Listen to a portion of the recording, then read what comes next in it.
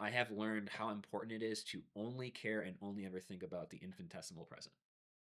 Never think about the future. Mm. You only think about the future as it pertains for your infinitesimal present. Now, Mm. there's a religious reason for that, which is the infinitesimal present is the moment where you get to touch eternity.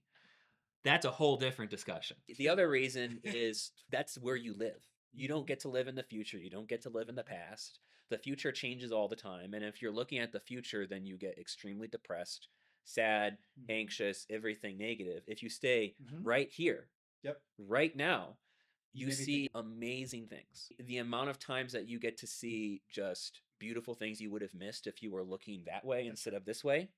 Right. Someone Well, like him meeting people on the plane. If he's just thinking about, oh my gosh, I I need to got make this to revenue do. next week, Exactly. all that Yeah. kind of stuff, well, you don't get that adventure anymore. Correct. I wrote this down. You can see it. So it's what I've been saying this whole time.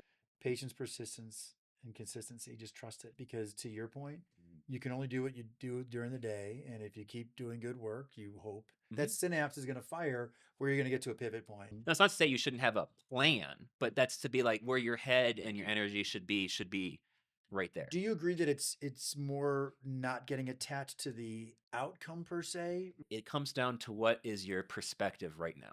Thinking about the future and the past is not a bad thing. I think one of the biggest struggles the human race has is that no one has the ability to do introspection, right? Which is to like think about why did I do that? Why did I feel that way, right? So you can improve yourself, right? That's thinking of the past. Mm-hmm. That's very helpful. Yep. Thinking of the future for the sake of the present is fine.